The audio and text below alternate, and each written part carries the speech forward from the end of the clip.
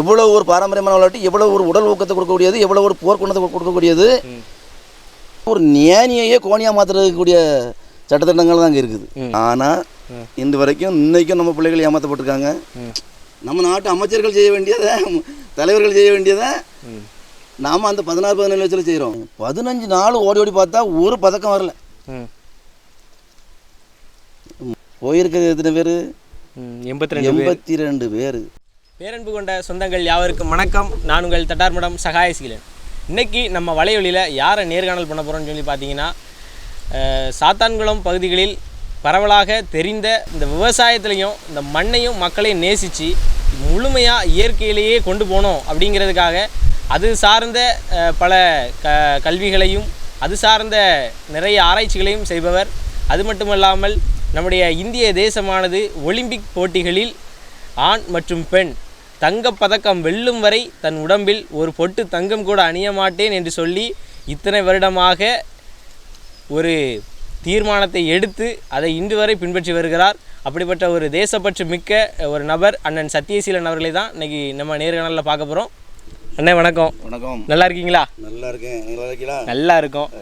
நம்ம நேயர்களுக்கு உங்களை பற்றின ஒரு சின்ன அறிமுகம் சொல்லுங்கண்ணே. நான் ஒரு விவசாய குடும்பத்தை சேர்ந்தவன். அப்புறம் கொஞ்சம் விளையாட்டு ஆர்வம் உள்ள ஆள். பொழுதுபோக்கு விளையாட்டு, உழைப்பு, விவசாயம், இயற்கை விவசாயத்தை ஊக்குவிக்க நபர்களுக்கு ஆதரவு கொடுக்குற ஆள். அண்ணனை பற்றி நாங்கள் கேள்விப்பட்டது என்னென்னா, அண்ணன் ஒலிம்பிக் போட்டிகளில் இந்தியா தேசம் இன்னும் தங்கப்பதக்கம் ஆண் மற்றும் பெண் அதில் வாங்கும் வரைக்கும் நீங்கள் உங்கள் உடம்புல தங்கமே அணிய மாட்டேன்னு சொல்லி ஒரு சபதம் எடுத்திருக்கிறதா நாங்கள் கேள்விப்பட்டோம்.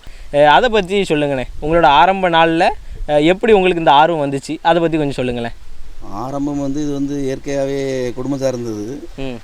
அது தானாகவே ஒரு சபதம் எடுக்கிற ஒரு சூழலை கொண்டு விட்டுச்சு. சின்ன வயசில் விளையாட்டில் பள்ளிக்கூடத்தில் படிக்கும்போது பெரிய அளவில் சாதனை பண்ணோம். இப்படிலாம் ஒலிம்பிக் இருக்குது, ஆசிய விளையாட்டு போட்டி இருக்குது, அதுக்கு எதுவுமே தெரியாது. பக்கத்தூர்காரன்னு ஜெயிக்கணுங்கிற எண்ணம் தான் இருக்கும். ஜெயிப்போம், அதோட விட்டுருவோம், அதோட முடிஞ்சு போச்சு. அப்புறம் எல்லாம் படிப்பு செல்லாது, நம்ம தொழில் பார்ப்போம் அப்படிங்கும்போது விவசாயத்து மேலே கடுமையான ஆசை. விவசாயம் பார்க்கணும்னு சொல்லி நம்ம விவசாயத்துக்கு போனால் பெரியவங்க என்ன பண்ணுறாங்க, வியாபாரம் தான் பார்க்கணும், ஓடு சென்னைக்கு அப்படின்னு விரட்டுறாங்க. அப்போ நம்ம ஊர் நல்ல தண்ணியாக இருக்குது. ஒரு செல்வ செழிப்பாக இருக்கும்போதே தொழில் பண்ண போகணுன்னு அனுப்புகிறாங்க. அப்படி சென்னை போனால் சென்னையில் நம்ம ஒரு மளிகை கடைக்கு தான் போய் சேர்றோம். மளிகை கடையில் சேரும்போது அங்கே ஒரு செய்தித்தாள் கிடக்குது. அதில் பார்க்குறோம், நம்ம நாட்டிலேருந்து ஒலிம்பிக் போட்டிக்கு 82 பேர் போகிறாங்க அப்படின்னு படிக்கிறேன். 82 பேர் போகிறாங்களா? ஒலிம்பிக் போட்டின்னு ஒன்று இருக்குதா, அதுக்கு 82 போகிறாங்களா? அங்கே தங்க வழியெல்லாம் கொடுப்பாங்களா? அப்படியா? அப்போ தங்கம் எல்லாம் நமக்கு தான். 82 ரூபானா 82 தங்கம் வந்துடும்ங்கிற சிந்தனையில் நான் இருக்கிறேன். ஓடி ஓடி போய் தினமும் பார்க்குறேன், தினமும் செய்தித்தாளை பார்க்குறேன். தினமும் செய்தித்தாளை பார்க்குறீங்க. அப்போ அண்ணனுக்கு என்ன வயசு இருக்குண்ணே? 16 வயசு தான். இது 16 வயசில் அவ்வளோ ஒரு ஆர்வம் அப்படி தானே? சரி. 16 வயசில் பக்கத்து கடையில் இருக்க செய்தித்தாளை ஓடி ஓடி பார்க்குறேன். தினமும் இந்தியா பட்டியலில் நம்ம நாடு சுழியம் சுழியம் சுழியம் போயிருக்கிறது எத்தனை பேர்? 82 பேர். சுழியம் சுழியம் சுழியம். இது 1988 நடந்தது. சியோல் நகரத்தில் நடந்த ஒலிம்பிக் போட்டி. அப்போ எனக்கு 16 வயசு. பார்த்தேன், 15 நாள் ஓடி ஓடி பார்த்தா ஒரு பதக்கம் வரல. மருந்துக்கு ஒரு வெங்கலமும் வரல. போயிருக்கிறது 82 பேர். ஒன்றும் வரல. அவ்வளோ சின்ன வயசில் அப்படியே நிற்கிறேன், அசையாமல் நிற்கிறேன். என்ன 82 பேர் போகுது, ஒன்றுமே வரல, எப்படி இருக்கும், இதில் என்ன நடந்திருக்கோம் அப்படின்னு யோசனை பண்ணும்போது தானாகவே தனக்குள்ள ஒரு வேகம் ஒரு சபதம் மாதிரி எடுக்கிறேன். இதில் ஏதோ குறைபாடு இருக்குது, இதில் நம்ம செயல்பட்டோம்னா அதை கொண்டு வந்துடலாம் அப்படின்னு எனக்கு மனசுக்குள்ள ஒரு எண்ணம் வருது. அப்போ என்ன பண்ணணும், நாம் சபதம் எடுக்கணும், 10 இளைஞர்களை ஊக்கப்படுத்துகிற மாதிரி எடுக்கணும்னு சொல்லி மனசுக்குள்ள அந்த சின்ன வயசில் அப்படி ஒரு எண்ணம் வருது.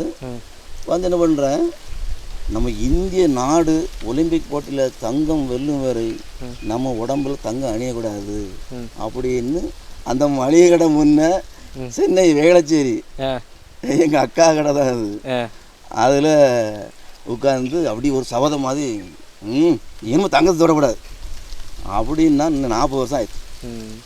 அதாவது நான் பள்ளிக்கூடத்தில் படிக்கிற காலத்தில் வந்து புத்தருக்கு வந்து போதி மரம் தான், அந்த மரத்துக்கு கீழே இருக்கும்போது தான் ஒரு ஞானம் வந்துச்சு, அந்த மாதிரிலாம் படிச்சிருக்கேன். அப்போ அண்ணனுக்கு வந்து ஒரு வேகமும், அதாவது தேசத்தின் மீது அளப்பரிய பற்று வெளிப்பட்ட இடம் வந்து வேளச்சேரியில் இருக்க மளிகை கடை வாசல். அப்படியே பார்த்தா கடைசியில் அப்படி சென்னையை விட்டு ஊருக்கு வந்தாச்சு. எந்த கடையிலையும் 1 மாதத்துக்கு மேலே நிற்கிற கிடையாது. அங்கே ஒரு பெரிய போராட்டமே நடக்கும். அங்கே போனால் அங்கேயும் ஒரு நமக்கு முன்னால் வேலை பார்த்தவங்ககிட்ட ஏதாவது ஒன்று கண்டுபிடிப்போம். அப்படி அங்கே வந்து கொஞ்சம் குழப்பம் தான் வரும். அப்படி போயிட்டே இருந்தது. மறுபடியும் வந்து சென்னை ஊருக்கு வந்தோம். ஊருக்கு வந்தால் நல்ல தண்ணி ஊற்றுல உப்பு தண்ணி வருது. அது வந்து காலநிலை மாற்றத்தால் நம்ம இடங்கள் வந்து பெரும்பாலும் பாதிக்கப்பட்டது உண்மை தான் நிறைய இடத்துல. வந்து இப்போ ஒலிம்பிக் போட்டிகளில் அண்ணன் வந்து சென்னை போகிறதுக்கு முன்னாடி ஒலிம்பிக் போட்டின்னு ஒன்று இருக்குது தெரியுமா? அங்கே தங்கம், வெள்ளி, வெண்கலம் அதெல்லாம் கொடுக்குறாங்க அப்படிங்கிறது உங்களுக்கு தெரியுமா? தெரியாது. ஆமாம், அப்போ வந்து நம்ம செய்தித்தாளெலாம் படிக்கிறது இல்லையா, நம்ம ஊர்லலாம் செய்தித்தாள். அதுக்கு பிறகு தான் நான் ஊரில் வந்து 17 வயசில் ஊருக்கு வந்தோடனே செய்தித்தாள் வாங்கினேன். முத நம்ம ஊரில் செய்தித்தாள் வாங்கினேன். ஒரு வானொலி பற்றி ஒன்று வாங்கி பிபிசி செய்தி கேட்பேன் 17 வயசுல. அது எப்படி தான் நம்மளுக்கு அந்த மூளை வந்துச்சுன்னே எனக்கு தெரியல, ஆச்சரியமாக இருக்கும் நினைக்கும் போது. சென்னையில் போய் ஒலிம்பிக் போட்டிக்கு சபதம் எடுக்கிறோம், இங்கே வந்த உடனே பிபிசி செய்தியை கேட்குறோம், வானொலி வாங்கி கேட்குறோம், பிபிசி செய்தி கேட்குறோம். நம்ம நாட்டு அமைச்சர்கள் செய்ய வேண்டியதை, தலைவர்கள் செய்ய வேண்டியதை நாம் அந்த 16-17 வயசில் செய்கிறோம். அதாவது ஒரு தேசம் வந்து நல்லா இருக்கணும் அப்படின்னு சொல்லி சொன்னால், ஒரு தேசம் முன்னேறணும்னு சொன்னால், அந்த தேசத்தின் ஆட்சியாளர்கள் மட்டுமல்லாது அதன் குடிமக்களுக்கும் அந்த உணர்வு வேணும். நம்ம தேசம் முன்னேறணும் அப்படின்னு சொல்லி ஒன்றுபட்டால் உண்டு வாழ்வு அப்படிங்கிற அந்த பழமொழிக்கு ஏற்ப எல்லாருமே ஒன்றுபட்டு வாழணும். அப்படி வந்து பார்க்கும்போது உங்களுக்கு வந்து அந்த வயதிலேயே உங்களுக்கு ஒரு தேசப்பற்று உள்ளுக்குள்ளே இருந்திருக்கு, அது வந்து வெளிப்பட்டிருக்கு. உண்மையிலே இதே போல் தேசப்பற்று வந்து உண்மையாக எல்லாருக்கும் இருக்கணும், அதுதான் உண்மை. அண்ணன் வந்து இப்போ தொடர்ச்சியாக இத்தனை வருடங்கள் ஆகிறது. ஆனால் இப்போ கூட சமீபமாக ஒரு சில வருடங்களுக்கு முன்பு ஈட்டி எறிதலில் நீரஜ் சோப்ரா அவங்க வந்து ஒலிம்பிக்கில் நமக்காக தேசத்துக்காக தங்கம் வாங்கியிருக்காங்க. அப்படி பார்க்கும்போது நீங்கள் உங்களோட 17 வயதில் எடுத்த சபதம் இந்திய தேசத்துக்கு ஒலிம்பிக்கில் ஒரு தங்கம் கிடைக்கணுங்கிறது தான். ஆனால் அப்போ வந்து ஒரு தங்கம் கிடச்சிருக்கு இல்லையா, அதுக்கு பிறகு ஏன் இன்னும் தங்கம் அண்ணன் அணியலை? அதான் ஓடி பார்த்தேன். 2008 நீரஜ் சோப்ரா நம்மளுக்கு ஒரு சந்தோஷத்தை கொடுத்தாரு. 18. ஆமாம், 2008 நீரஜ் சோப்ரா, அபினவ் பிந்த்ரா துப்பாக்கி விடுதல். நீரஜ் சோப்ரா வந்து நீ சொன்ன மாதிரி இப்போ சமீபமாக போன ஒலிம்பிக்கில் டோக்கியோவில் ஒலிம்பிக். ஆமாம். அப்புறம் பார்த்தேன் அந்த 2008 தங்கம் வந்துட்டு. அப்படி பார்த்தா நம்ம பெண்கள் அணி எதையுமே எடுக்கலை, வெங்கலம் அப்படி இப்படி தான் பார்த்தோம். அப்போது நம்ம பெண்களை ஊக்கப்படுத்தணுமே அப்படின்னு சொல்லி நான் வந்து அந்த சபதத்தை தொடர்றேன். ஆமாம், ஏன் தொடர்றேன்னா, நான் சென்னையிலேருந்து வந்த உடனே சும்மா இருக்குல்ல, 100% விவசாயத்தில் இருந்தாலும் சாயங்காலம் 6 மணிக்கு வந்து அங்கே எங்கள் ஊரில் உள்ள இளைஞர்களை விளையாட்டில் ஊக்கப்படுத்துவேன். சொந்தமாக உயரந்தாண்டுதல் குச்சி தயார் பண்ணேன். அதனுடைய கால்கள் தயார் பண்ணி சொந்தமாக நீளந்தாண்டுதல், சொந்தமாக உயரந்தாண்டுதல் அந்த 17 வயசில் நானே செய்கிறேன். அதை அப்படி நம்ம ஊர் இளைஞர்களையும் நம்ம வந்து ஒலிம்பிக்கு அனுப்பணும், ஒரு சாதனை படைக்கணும் அப்படிங்கிற எண்ணத்தோட அண்ணன் வந்து அப்பவுமே செயல்பட்டுருக்கீங்க. சரி. இப்போ வந்து சொல்லலானே, அதாவது நம்முடைய இந்திய தேசத்தை பொறுத்த வரைக்குமே முன்னால் இருந்த காலத்தை விட இன்றைக்கி கல்வியறிவு பெற்ற பிறகு பெரும்பாலும் எல்லாருமே நினைக்கிறது அதான், வந்து ஆணுக்கு பெண் சமம் அல்ல, ஆணும் பெண்ணும் சமம். அப்போ அந்த அடிப்படையில் வந்து அண்ணன் வந்து அந்த ஆண் வந்து தங்கம் வாங்கிட்டாங்க, பெண் வந்து இன்னும் வாங்கலை, அவங்களும் வாங்கணும், அவங்களுக்காக நான் என்னோட தியாகத்தை, என்னோட சபதத்தை நான் நீட்டிக்கிறேன்னு உண்மையே அண்ணன் வந்து நீட்டிச்சிருக்கீங்க. உண்மையே இதெல்லாம் வந்து ஒரு பெரிய செயல். அபினவ் பிந்த்ரா வந்து எடுத்துட்டாரு 2008. அப்போ கடுமையான சந்தோஷம். அப்போ நம்ம பெண்களை ஊக்கப்படுத்தணும். அப்போ நான் என்ன பண்ணுறேன், நான் போகிற ஊர்கள்லாம் ஒரு பெண்கள் நான் வந்து ஒரு கைப்பந்தாட்ட பயிற்சியாளர், நான் கைப்பந்தாட்டக்காரன். அது வந்து நான் அதை அப்படியே பயிற்சியாளராகவே மாறிட்டேன். நிறைய வட்டாரத்தில் எண்ணிலடங்காத அணிகளை உருவாக்கியிருக்கேன். எண்ணில நான் சொல்லிக் கொடுத்துருக்கேன். இலவச எல்லாம் பயிற்சி தான். அதில் பெண்களை ஊக்கப்படுத்துறதுக்கு நான் நிறைய ஊரில் போய் அதை கட்டாயம் சொல்லியிருக்கேன். இதை எல்லோரும் கவனிக்கணும். 100 வருஷம் 200 வருஷம் பாரம்பரியமான விளையாட்டு பாரம்பரியமான ஊர்களில் இன்ன வரைக்கும் பெண்கள் அணி உருவாகலை. இன்ன வரைக்கும் பெண்கள் அணி உருவாகலை. அது ஒரு பெரிய வேதனைக்குரிய விஷயம். 200 வருஷம் பாரம்பரியமான ஊர்லாம் இருக்குது விளையாட்டுத்துறையில். இன்றைக்கி கிறிஸ்துவ மக்கள் வாழ்கிற ஊரில் பார்த்திங்கன்னா 200 வருஷத்துக்கு முன்னாலே அவங்க வந்து எல்லா துறையிலையும் முதன்மையாக இருந்திருக்காங்க. அந்த ஊரில் மகளிர் அணி உருவாகலை. மகளிர் அணி உருவாக்குறதுக்கு நான் முயற்சி பண்ணுறேன். அதுக்கு தான் நான் என்ன பண்ணுறேன், 2008 இதை இப்படி தொடரணும். ஆம்பளை வாங்கிட்டான், ஒட்ட பிள்ளைகளை நம்ம ஊக்கப்படுத்தணும். அப்படி பண்ணும்போது தான் சிந்து விளையாடுறா. சிந்து வந்து இறகு பந்தாட்டத்தில் நம்ம இந்திய தேசமே ஒருங்கிணைத்து அப்படி ஒரு கவனத்தை பெற்று விளையாண்டுருக்காங்க. வெளியில் இருக்க அம்பு மாதிரி பார்த்துட்டு இருந்தோம். ஆனால் தங்கம் கிடைக்கல. தங்கம் கிடைச்சிருந்தா எனக்கு சபாதனம் நிறைய பேர் இருக்கும். தங்கம் போட்டிருப்போம். ஆனால் போடலை. ஆனால் இன்று வரைக்கும் இன்றைக்கும் நம்ம பிள்ளைகள் ஏமாற்றப்பட்டிருக்காங்க. இப்போ சமீபத்தில் கூட இப்போ நடந்துட்டு இருக்க இந்த ஒலிம்பிக் போட்டிகளில், பாரிஸ் ஒலிம்பிக்கில் வினேஷ் போகத் அப்படிங்கிறவங்க மல்யுத்தத்தில் நாடே எதிர்பார்த்துட்டு இருந்துச்சு. அதாவது கண்டிப்பாக இந்திய தேசத்துக்காக மகளிர் சார்பில் கட்டாயம் ஒரு தங்கம் கிடைக்கும் அப்படின்னு சொல்லி அவளோடு எதிர்பார்த்துட்டு இருந்தவர்களில் நானும் ஒருவன். நம்ம இந்திய தேசம் வந்து கண்டிப்பாக மகளிர் அணியில் தங்கம் வாங்குவோம் அப்படின்னு சொல்லி எதிர்பார்த்தோம். ஆனால் அது துரதிர்ஷ்டவசமாக அது கிடைக்கவில்லை. அதுதான் வருத்தமாக இருக்குது. கிடைக்க வாய்ப்பு இல்லை. ஏன்னா நம்ம நாட்டில் வந்து அரசனையே, அதாவது வந்து ஒரு ஞானியையே கோணியாக மாற்றுறதுக்கூடிய சட்டத்திட்டங்கள் தான் அங்கே இருக்குது. ஞானியாக இருந்தாலும் அவன் ஒரு நாள் கோணி ஆயிரணும் கண்டிப்பாக. எவ்வளோ பெரிய தீர்க்கமான மொழி உணர்வு உள்ள தலைவனையும் இழுத்து கீழே பிடிச்சி போடுறதுக்கு தான் சட்டத்திட்டங்கள் இருக்க தவிர, அவனை பிடிச்சி நிறுத்தி அவனை அழகு பார்க்கணும், அவன் மூலம் இந்த மாநிலம் வளம் பெறணும், இந்த நாடு வளம் பெறணுங்கிற சட்டத்திட்டம் நம்ம நாட்டில் இல்லை. கண்டிப்பாக வந்து இதுக்கான மாற்றங்கள் எல்லாம் கண்டிப்பாக விரைவில் நிகழணும். அதுக்கு வந்து மக்கள் அனைவருக்குமே ஒரு விழிப்புணர்வு வேணும். இன்றைக்கி அடிப்படையில் கிராமங்கள் தொடங்கி நகரங்கள், மாநகராட்சிகள், இப்படி எல்லாமே ஒரு அடிப்படை கட்டமைப்புகளில் நம்முடைய தேசம் எல்லாமே பார்த்தா வளர்ந்துகிட்டு இருக்குது. ஆனால் மக்களோட ஒரு அறிவு, பறந்து விரிந்த மனப்பான்மை அது வந்து கட்டாயம் வரணும். ஆனால் நீங்கள் வந்து இத்தனை வருடமாக இப்படி இந்த சபதங்கள் எடுத்து தேசத்துக்காகவும் நம்ம ஊர் பகுதிகளுக்காகவும் இந்த விவசாயத்துக்காகவும் மற்ற இந்த கிராமப்புறத்தில் உள்ள இளைஞர்களும் விளையாட்டுத்துறையில் சாதிக்க வேண்டும் என்பதற்காக பல்வேறுமான முயற்சிகளை எடுத்திருக்கீங்க. இப்போ ஆரம்ப நாளில் இதை பார்க்கும்போது உங்கள் பெற்றோர்கள் மற்றும் உங்கள் நம்ம உற்றார் உறவினர்கள் தெரிஞ்சவங்க எல்லாம் சொல்ல தானே செய்வாங்க, இது உனக்கு எதுக்குப்பா அந்த வேண்டாத வேலை. இன்றைக்கி பெரும்பாலும் ஒரு முயற்சின்னு ஒருத்தங்க எடுத்தாலே கட்டாயம் சொல்கிறது தான், 4 விதமாக பேசுவாங்க அப்படிம்பாங்க. இன்றைக்கே சொல்லும்போது அன்னைக்கு வந்து சொல்லவா வேணும். அண்ணன் வந்து அப்போ எந்த மாதிரியான சவால்களை சந்திச்சிங்க உங்கள் சபதத்துக்காக? ஆமாம், 100% இது கடுமையான எதிர்ப்பு வரும். இந்த தோட்டத்தில் காலையில் 6 மணிலேருந்து 2 மணி நேரம் வேலை செய்துட்டு அப்புறம் 4 மணிக்கு மைதானத்தில் போய் நிற்பேன். இதில் உனக்கு என்ன கிடைக்குன்னு சொல்லுவாங்க. இன்றைக்கி நாம் வந்து 60 வயசு ஆக போகுது. இன்றைக்கி ஒரு 16 வயசு வாலிப மாதிரி இருக்கும். உண்மையிலே மனதுக்கு பிடிச்ச ஒரு செயலை செய்யும்போது அந்த கிடைக்கிற மன நிறைவு தான் வந்து ஒரு பெரிய ஒரு மகிழ்ச்சியாக இருக்கும். என்ன சொல்கிறீங்க? அதனால் தொடர்ந்து அதனோட பணி வந்து சிறக்கணும். அப்படி தான். அதாவது எப்படின்னா, இப்போ எந்த ஒரு அது வந்து ஒரு இளைஞன் கெட்ட பழக்கத்துக்கு போக போகிறான். அப்போ அதனால் உடம்பு கட்டுவோம்னு நினைக்கிறான், தெரியாது. ஆனால் விளையாட்டுத்துறையில் இருக்கிறவன் அங்கே போனால் அதை தடுக்கும்.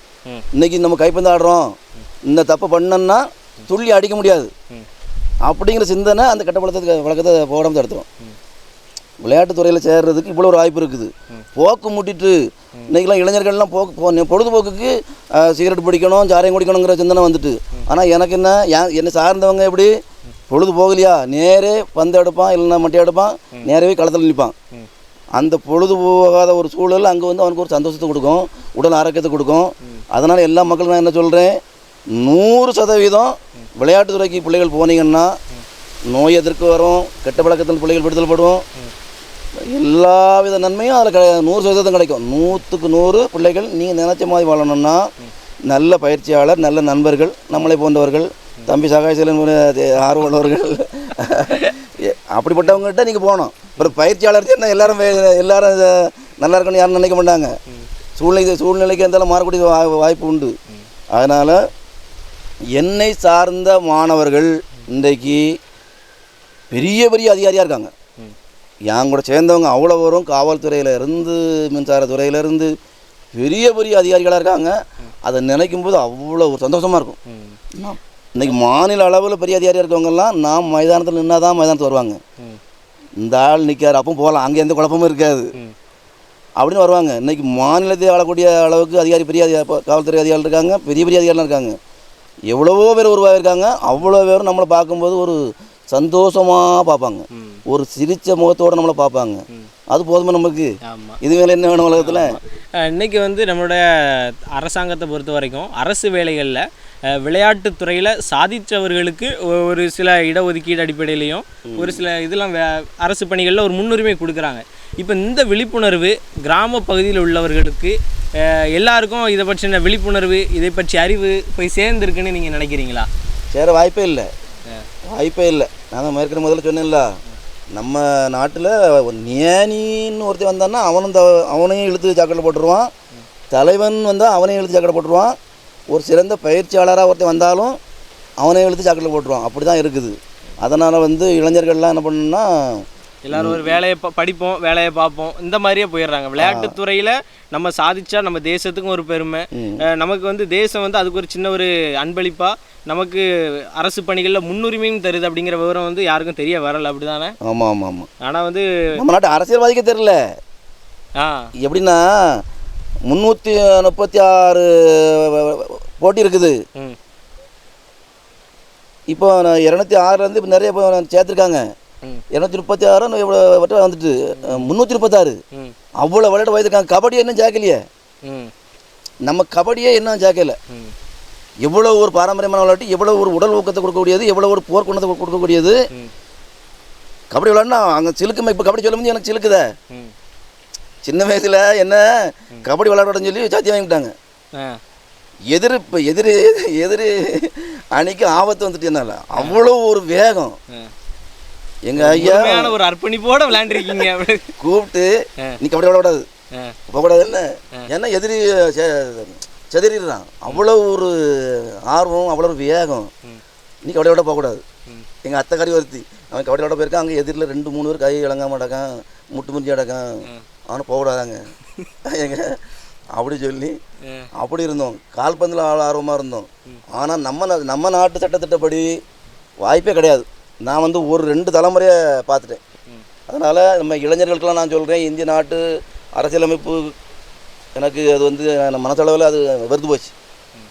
அது வந்து நான் சொன்ன மாதிரி எல்லாத்தையுமே ஆளுக்காக்க தான் பார்க்குதே தவிர அது யாரையும் கடைசி வரை சுத்தமாக நிறுத்துறதுக்கு இல்லை. நான் நல்லா பார்த்துட்டேன்.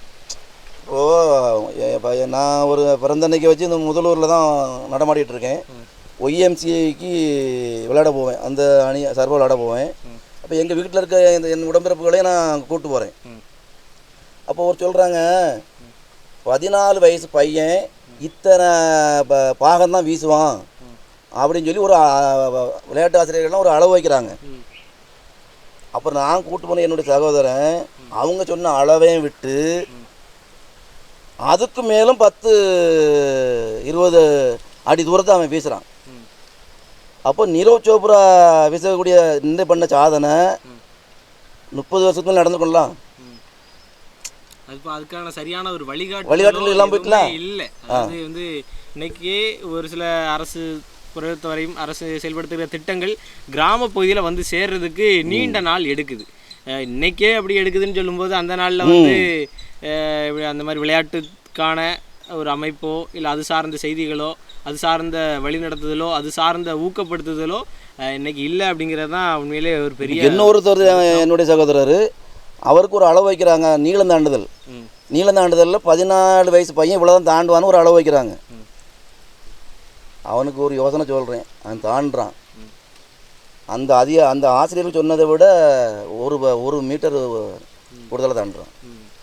அப்போ இப்படிப்பட்ட பிள்ளைகளை நம்ம வீட்டில் இருந்து நம்ம கண்ணு முன்னாலேயே செயலிழந்து போகுது. எப்படி நம்ம நாட்டு சட்டத்திட்டங்கள் சரியாக இருந்தோன்னா இந்த பிள்ளை தோக்குமா, இந்த பிள்ளை இங்கே காட்டுக்குள்ள கிடக்குமா, கத்திரிக்காய் பறிக்குமா, முருங்கைக்காய் பறிக்குமா, என்னைக்கே போயிருக்குமா தங்கத்துக்கு. நம்ம 40 வருஷம் நான் சபதம் எடுத்து 40 வருஷம் ஆயிடுச்சு. நம்ம இவ்வளவு உலகத்தில் அத்தனையும் தெரிஞ்சுக்கிட்டு ஊரெல்லாம் பயிற்சி கொடுத்து ஊரெல்லாம் அதிகாரி உருவாக்குறேன். நானே என் வீட்டில் இருக்க ஆட்களையே என்னால் உருவாக்க முடியாத ஒரு சூழல். இதனால தான் சொல்கிறேன், நான் இதனால தான் நாட்டை குறை சொல்கிறேன், அரசியல்வாதிகளை அமைச்சர்கள் குறை சொல்கிறேன்.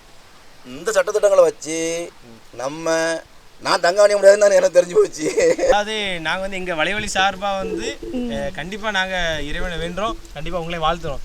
விரைவில் நம்முடைய இந்திய தேசத்தில் மகளிர் அணி தங்கம் வெல்லும், போட்டிகளில் தங்கம் வெல்லும், உங்கள் கைகளில் தங்கம் நீங்க போடுவீங்க. அன்னைக்கும் நாங்க தான் முதல் ஆளா வந்து உங்களை நேர்காணல் பண்ணுவோம் அப்படின்னு சொல்லி இவ்வளவு நேரம் எங்களோடு உங்கள் நேரத்தை செலவிட்டு உங்களை பற்றிய தகவல்கள் கொடுத்து எங்கள் நேயர்களுக்கு உங்கள் மூலமாக தேசப்பற்றை ஊட்டியதற்காக எங்கள் வலைவலியின் சார்பில் உங்களுக்கு நன்றியை தெரிவித்து